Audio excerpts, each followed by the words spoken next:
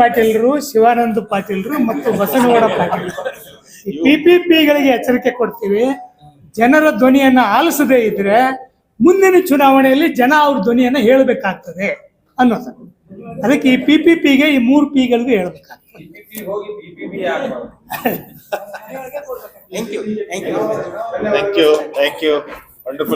ಎಲ್ಲ ಮಾಧ್ಯಮದ ಗೆಳೆಯರಿಗೆ ಹಾರ್ದಿಕವಾದ ಸ್ವಾಗತವನ್ನು ಹೇಳ್ತಾ, ಇದು ಬಹಳ ಮುಖ್ಯವಾಗಿರ್ತಕ್ಕಂಥ ವಿಷಯ.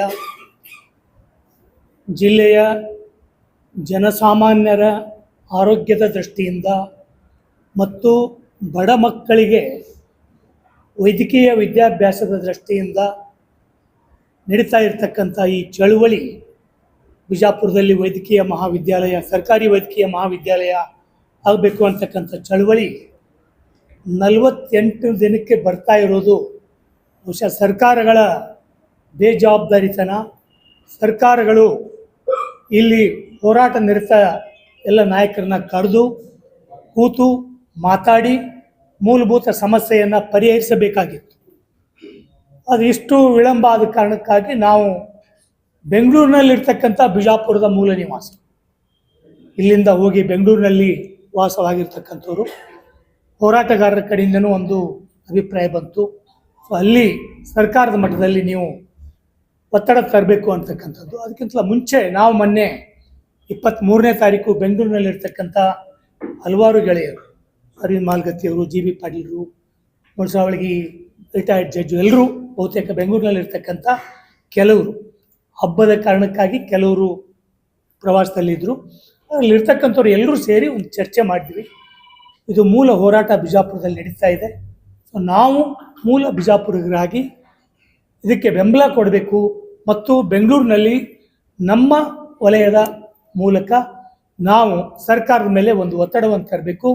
ಇದನ್ನು ಸರ್ಕಾರಿ ವೈದ್ಯಕೀಯ ಮಹಾವಿದ್ಯಾಲಯವನ್ನಾಗೇ ಆರಂಭ ಮಾಡಬೇಕು ಅಂತಕ್ಕಂಥ ಒಂದು ಒತ್ತಡ ತರಬೇಕು ಅಂತ ಒಂದು ತೀರ್ಮಾನವನ್ನು ಅವತ್ತು ಮಾಡಿದ್ವಿ. ಅದ್ರ ಜೊತೆಗೇ ಬೆಂಗಳೂರಿನಲ್ಲಿ ಸಹಿತ ಒಂದು ಪ್ರತಿಭಟನೆಯನ್ನು ಇದಕ್ಕೆ ಪೂರಕವಾಗಿ ಮಾಡಬೇಕು ಅಂತಕ್ಕಂಥ ಅಭಿಪ್ರಾಯಗಳಿದ್ದಾವೆ. ಮತ್ತು ನಮ್ಮ ಎಲ್ಲ ಅಲ್ಲಿರ್ತಕ್ಕಂಥ ಸ್ನೇಹಿತರು ಸೇರಿ ಮುಖ್ಯಮಂತ್ರಿಗಳನ್ನ ಭೇಟಿಯಾಗಿ, ಅಲ್ಲಿರ್ತಕ್ಕಂಥ ಆರೋಗ್ಯ ಮಂತ್ರಿಗಳನ್ನ ಭೇಟಿಯಾಗಿ ಆ ಮೂಲಕ ಈ ಚಳವಳಿಗೆ ಬೆಂಬಲವನ್ನು ಕೊಡಿಸಿ ಮತ್ತು ನಿಮ್ಮ ಆಶಯಗಳನ್ನು ಅವ್ರಿಗೆ ಮುಟ್ಟಿಸಿ ಅಲ್ಲಿ ಹೋರಾಟವನ್ನು ಮುಂದುವರಿಸ್ತಕ್ಕಂಥ ಒಂದು ಯೋಜನೆಯನ್ನು ಹಮ್ಮಿಕೊಂಡಿದ್ದೇವೆ. ಇದು ಭಾಳ ಮುಖ್ಯವಾಗಿ ಬಿಜಾಪುರದ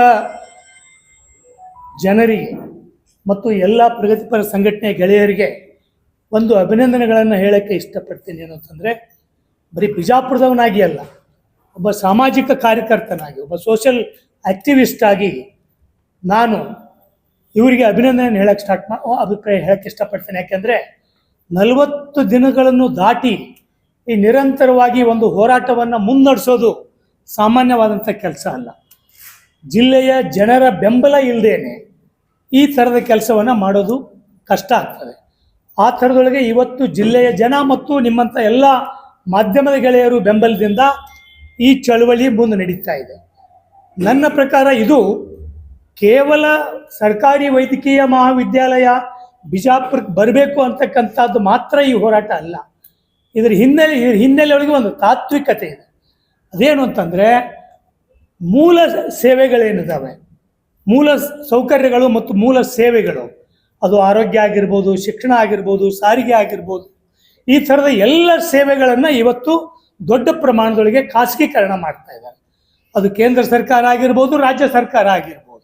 ಈ ಖಾಸಗೀಕರಣ 1991 ನಂತರ ಬಂದಿರತಕ್ಕಂಥ ಈ ಜಾಗತೀಕರಣದ ಪ್ರಕ್ರಿಯೆ ಏನಿದೆ, ಅದರ ಭಾಗವಾಗಿ ದೊಡ್ಡ ಪ್ರಮಾಣದೊಳಗೆ ಖಾಸಗೀಕರಣ ನಡೀತಾ ಇದೆ. ಆ ಖಾಸಗೀಕರಣದಲ್ಲಿ ಸೇವಾ ವಲಯದಲ್ಲಿಯೂ ಸಹಿತ ಖಾಸಗಿ ಕಂಪನಿಗಳು ದೊಡ್ಡ ಪ್ರಮಾಣದೊಳಗೆ ಅವರು ಬಂಡವಾಳವನ್ನು ಹೂಡಿ ಇನ್ಫ್ರಾಸ್ಟ್ರಕ್ಚರ್ನ ಸರ್ಕಾರದ ಉಪಯೋಗ ಮಾಡಿಕೊಂಡು ದೊಡ್ಡ ಪ್ರಮಾಣದ ಲೂಟಿ ಮಾಡ್ತಕ್ಕಂಥ ಪ್ರಕ್ರಿಯೆ ಆರಂಭ ಆಗಿದೆ. ಅದಕ್ಕೆ ಅವರು 2 ಆಕರ್ಷಕವಾದಂಥ ಹೆಸರನ್ನು ಕೊಟ್ಟಿದ್ದಾರೆ. ಆಕರ್ಷಕ ಅನ್ಬೇಕಾ, ವಿಲಕ್ಷಣ ಹೆಸರು ಅನ್ಬೇಕಾ ಗೊತ್ತಿಲ್ಲ. ಒಂದು ಬೂಟ್ ಅಂತ, build, operate, own and transfer. ಯಾವುದೇ ಒಂದು ಸರ್ಕಾರಿ ವಲಯದ ಸೇವೆಯನ್ನು ಖಾಸಗಿ ವಲಯಕ್ಕೆ ತೊಗೊಂಡು ಇವತ್ತು ಆ ಹೆದ್ದಾರಿಗಳಿದ್ದಾವೆ, ಹೆದ್ದಾರಿಗಳನ್ನು ಖಾಸಗಿ ವಲಯಕ್ಕೆ ಕೊಡೋದು, ಅವರು ಬೂಟ್ ಹೆಸರಿನೊಳಗೆ ಅದನ್ನು ತೊಗೊಳ್ಳೋದು. ಯಾವತ್ತು ವಾಪಸ್ ಕೊಡ್ತಾರೋ ಗೊತ್ತಿಲ್ಲ. ಟ್ರಾನ್ಸ್ಫರ್ ಅಂತಿದೆ, ಕೊನೆ ನಿಯಮ ಟ್ರಾನ್ಸ್ಫರ್ ಅಂತಿದೆ, ಯಾವತ್ತು ಕೊಡ್ತಾರೋ ಗೊತ್ತಿಲ್ಲ. ಹಾಗೆಯೇ ಇತ್ತೀಚೆಗೆ ಈ PPP ಅನ್ನೋದು ಪಬ್ಲಿಕ್ ಪ್ರೈವೇಟ್ ಪಾರ್ಟ್ನರ್ಶಿಪ್ ಏನಿದೆ, ಈ PP ಮತ್ತು ಬೂಟ ಇದಾವಲ್ಲ, ಇವು ಈ ದೇಶದ ಮೂಲಭೂತ ಪ್ರಜಾಸತ್ತೆಗೆ ಅಪಾಯಕಾರಿಯಾಗಿರ್ತಕ್ಕಂಥ ನೀತಿಗಳು ಅಂತ ಅನ್ನೋದನ್ನ ಈಗಾಗಲೇ ಈ ದೇಶ ಕಂಡಿದೆ.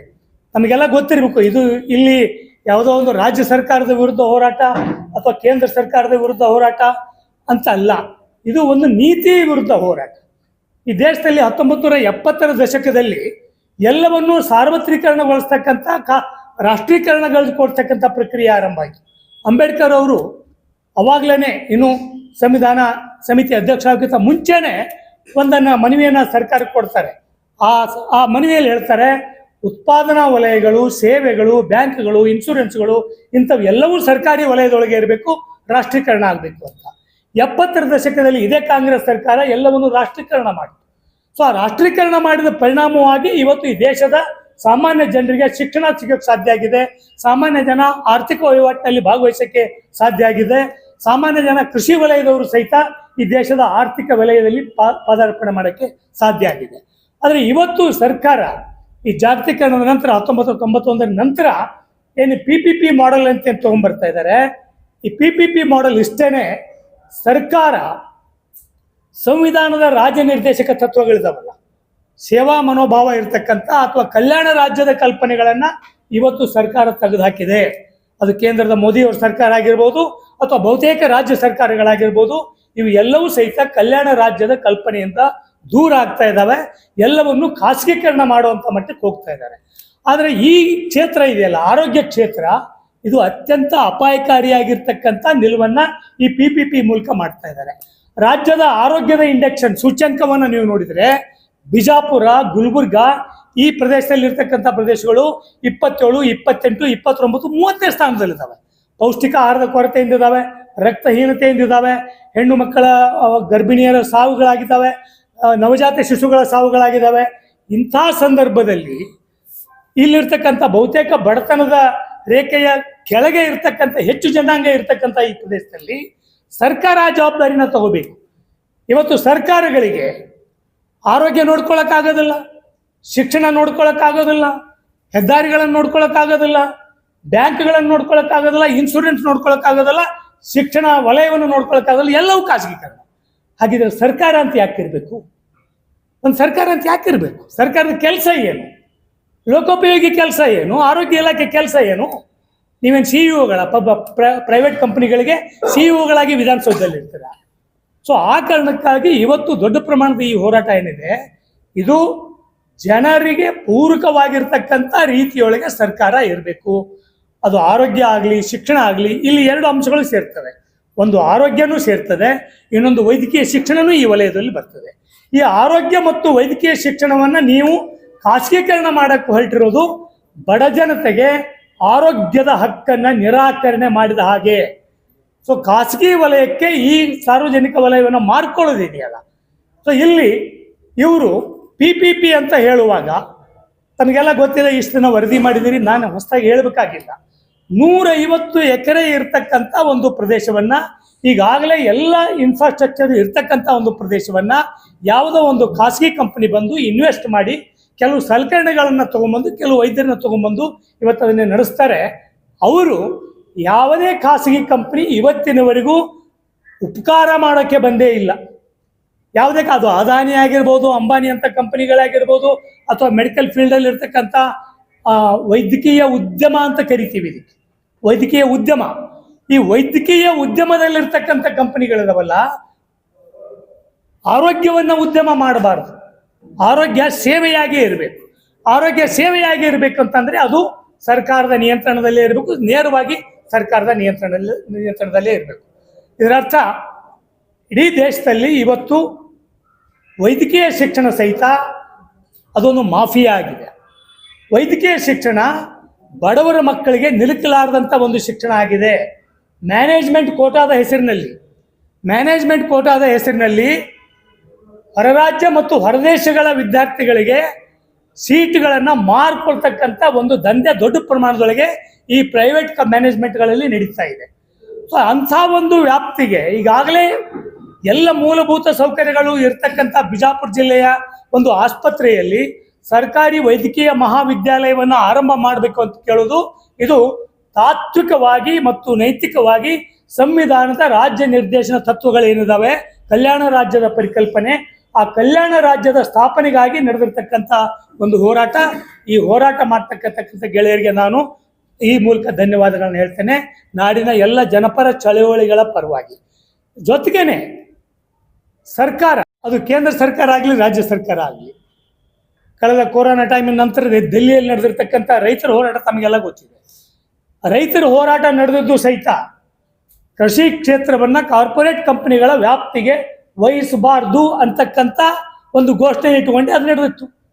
ಕೊನೆಗೆ ಕೇಂದ್ರ ಸರ್ಕಾರ ಅಷ್ಟು 170 ಸಾವುಗಳಾದ ಮೇಲೆ, ಅಷ್ಟು ಜನ ಬೀದಿಗೆ ಬಿದ್ದ ಮೇಲೆ ಕೇಂದ್ರ ಸರ್ಕಾರ ಒಪ್ಪಿಗೆ ತಗೊಂಡು ಕಾನೂನುಗಳನ್ನ ಹಿಂತುಕೊಳ್ತೀವಿ ಅಂತ ಹೇಳಿದ್ದಾರೆ.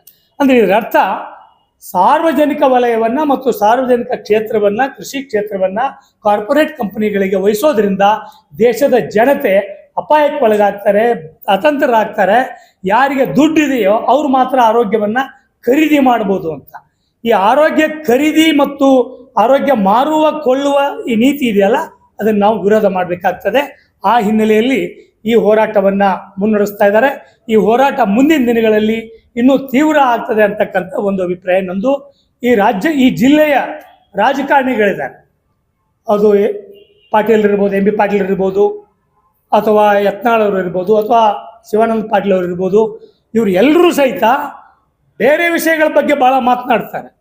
ಶಿವಾನಂದ ಪಾಟೀಲರು, ಎಂ ಬಿ ಪಾಟೀಲರು ಇವರು ಬಂದು ಭೇಟಿಯಾಗಿ ಬೆಂಬಲ ಕೊಟ್ಟು ಹೋಗಿದ್ದಾರೆ ಅಂತ ಕೇಳಿದ್ದೀನಿ. ಆದರೆ ಕ್ಯಾಬಿನೆಟ್ನಲ್ಲಿ ಈ ವಿಷಯವನ್ನು ಪ್ರಸ್ತಾಪ ಮಾಡಬೇಕಲ್ಲ. ಒಂದು ಜನರ ಚಳವಳಿ ನಡೀತಾ ಇದೆ, ಒಂದು ಜಿಲ್ಲೆಯಲ್ಲಿ ಒಂದು ಧ್ವನಿ ಎದ್ದಿದೆ, ಅದನ್ನು ಕ್ಯಾಬಿನೆಟ್ನಲ್ಲಿ ಚರ್ಚೆ ಮಾಡಬೇಕು. ಮುಂದೆ ಬೆಳಗಾವಿಯಲ್ಲಿ ವಿಧಾನಸಭಾ ಅಧಿವೇಶನ ನಡೀತಾ ಇದೆ. ಆ ಅಧಿವೇಶನದಲ್ಲಿ ನೀವು ಅಂತಿಮವಂತ ತೀರ್ಮಾನ ಮಾಡಬೇಕಾಗ್ತದೆ. ಅದಕ್ಕಾಗಿ ನಾವು ಮುಖ್ಯಮಂತ್ರಿಗಳಿಗೆ ಭೇಟಿ ಆಗ್ತೀವಿ, ಅವ್ರಿಗೆ ಮನವಿಯನ್ನು ಕೊಡ್ತೀವಿ. ಆದರೆ ಇಲ್ಲಿ ಈಗಾಗಲೇ 2 ಮೆಡಿಕಲ್ ಕಾಲೇಜುಗಳಿದ್ದಾವೆ. ಒಂದು BLD ಮೆಡಿಕಲ್ ಕಾಲೇಜ್ ಇದೆ, ಇನ್ನೊಂದು ಅಂಜುಮನ್ ಕಾಲೇಜ್ ಇದೆ. ಮಂಗಳೂರಿನಲ್ಲಿ 9 ಮೆಡಿಕಲ್ ಕಾಲೇಜುಗಳಿದ್ದಾವೆ, ಅಕ್ಕಪಕ್ಕದಲ್ಲೇ ಇದ್ದಾವೆ. 9 ಮೆಡಿಕಲ್ ಕಾಲೇಜುಗಳು ಖಾಸಗಿಯಲ್ಲೇ ಇದಾವೆ. ಅಫ್ಕೋರ್ಸ್ ಅಲ್ಲಿ ಖಾಸಗಿಯಲ್ಲೇ ಇದ್ದಾವೆ. ಆದರೆ ಇಲ್ಲಿ ಈಗಾಗಲೇ 2 ಖಾಸಗಿ ಕಾಲೇಜುಗಳು ಇದ್ದಾವೆ. ಆದರೆ 3ನೇದು ಖಾಸಗಿಗೆ ಯಾಕೆ ನೀವು ಪ್ರವೇಶ ಕೊಡ್ತೀರಿ?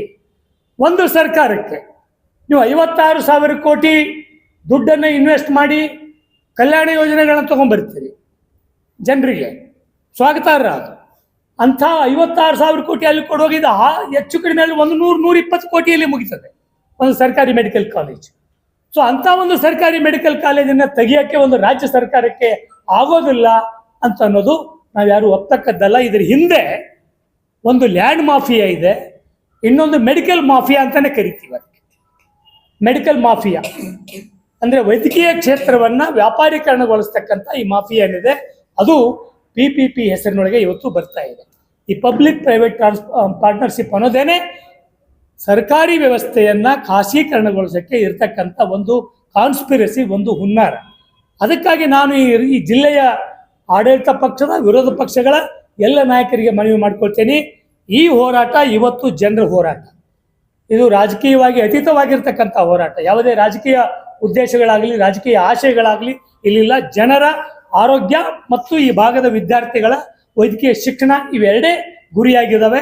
ಸೊ ಆ ಕಾರಣಕ್ಕಾಗಿ ನಾನು ಈ ಜಿಲ್ಲೆಯ ಆಡಳಿತ ಪಕ್ಷ ಮತ್ತು ವಿರೋಧ ಪಕ್ಷದಲ್ಲಿರ್ತಕ್ಕಂಥ ರಾಜಕಾರಣಿಗಳಿಗೆ ಮನವಿ ಮಾಡ್ಕೊಳ್ತೀನಿ, ದಯವಿಟ್ಟು ಇದನ್ನು ವಿಧಾನಸಭೆಯಲ್ಲಿ ಚರ್ಚೆ ಮಾಡಿ, ಇದನ್ನು ತಡೀರಿ, ಸರ್ಕಾರದ ಮೇಲೆ ಒತ್ತಡ ತಗೊಂಬನ್ನಿ, ಕ್ಯಾಬಿನೆಟಲ್ಲಿ ಚರ್ಚೆ ಮಾಡಿ, ಬೆಳಗಾವಿಯಲ್ಲಿ ನಡೀತಾ ಇರ್ತಕ್ಕಂಥ ವಿಧಾನಸೌಧದ ಅಧಿವೇಶನದ ಒಳಗಡೆ ಒಂದು ತೀರ್ಮಾನ ತಗೊಂಬನ್ನಿ. ಇಲ್ಲ ಅಂತಂದರೆ ರಾಜ್ಯದ ಈ ಜಿಲ್ಲೆಯಾದ್ಯಂತ ದೊಡ್ಡ ಪ್ರಮಾಣದ ಹೋರಾಟವನ್ನು ಮಾಡಬೇಕಾಗ್ತದೆ. ಈಗಾಗಲೇ ತುಮಕೂರಲ್ಲಿ ಹೋರಾಟ ನಡೆದಿದೆ, ಅಲ್ಲಿಯೂ ಸಹಿತ PPP ಮಾಡೆಲ್ ಒಳಗೆ ತೊಗೊಂಡ್ಬಂದಿದ್ದಾರೆ. ತುಮಕೂರಿನಲ್ಲಿ ಅಲ್ಲಿ ಇರ್ತಕ್ಕಂಥ ಜನಪರ ಸಂಘಟನೆಗಳು, ಇಲ್ಲಿರ್ತಕ್ಕಂಥ ಜನಪರ ಸಂಘಟನೆಗಳ ಥರನೇ ಅಲ್ಲಿರ್ತಕ್ಕಂಥ ಜನಪರ ಸಂಘಟನೆಗಳು ಈ ಚಳವಳಿಯನ್ನು ಕೈ ತೆಗೆದುಕೊಂಡಿದ್ದಾರೆ. ಇಲ್ಲಿ ಯಾರನ್ನೇ ರಾಜಕೀಯವಾಗಿ ವಿರೋಧಿಸ್ತಕ್ಕಂಥದ್ದಿಲ್ಲ. ನಮ್ಮ ಪ್ರಕಾರ ಅದು ಕೇಂದ್ರ ಸರ್ಕಾರದ ಮೋದಿಯವರ ಆಡಳಿತ ಆಗಲಿ, ರಾಜ್ಯ ಸರ್ಕಾರದ ಸಿದ್ದರಾಮಯ್ಯವರ ಆಡಳಿತ ಆಗಲಿ, ಆರ್ಥಿಕವಾಗಿ ಇವರೆಲ್ಲರೂ ಒಂದೇನೆ. ಆರ್ಥಿಕ ನೀತಿಗಳಲ್ಲಿ ಇವರೆಲ್ಲರೂ ಜನ ವಿರೋಧಿಗಳೇನೆ. ಸೊ PPP ಅಂತ ಮಾಡೆಲ್ಗಳಾಗಲಿ ಅಥವಾ ಬೂಟ್ನಂಥ ಸಿಸ್ಟಮ್ಗಳಾಗಲಿ, ಇದರ ಮೂಲಕ ಸರ್ಕಾರಿ ವ್ಯವಸ್ಥೆಯನ್ನು ಖಾಸಗೀಕರಣಕ್ಕೆ ಒಳಪಡಿಸ್ತಕ್ಕಂಥ ರೀತಿಯೊಳಗೆ ಇವರು ಎಲ್ಲರೂ ಇದ್ದಾರೆ. ಅದನ್ನು ನಾವು ಈ ದೇಶದ, ಈ ರಾಜ್ಯದ, ಈ ಜಿಲ್ಲೆಯ ಜನ ನೇರವಾಗಿ ವಿರೋಧಿಸಬೇಕಾಗ್ತದೆ. ಆ ಹೋರಾಟಗಳು ಬೇರೆ ಬೇರೆ ನಡೆದಿದ್ದಾವೆ. ಇವತ್ತು ಈ ಕ್ಷೇತ್ರಕ್ಕೆ ಸಂಬಂಧಪಟ್ಟಿರ್ತಕ್ಕಂಥ ಹೋರಾಟ ಬಿಜಾಪುರ ಜಿಲ್ಲೆಯಲ್ಲಿ ನಡೆದಿದೆ. ನಾನು ಬಿಜಾಪುರ ಜಿಲ್ಲೆಯ ಎಲ್ಲ ಹೋರಾಟಗಾರರಿಗೆ ಈ ಮೂಲಕ ರಾಜ್ಯದ ಜನಪರ ಚಳವಳಿಗಳ ಪರವಾಗಿ ಅಭಿನಂದನೆಗಳನ್ನು ಹೇಳ್ತೇನೆ. ಮತ್ತು ಬೇರೆ ಬೇರೆ ಜಿಲ್ಲೆಗಳಲ್ಲಿ ನೋಡಿ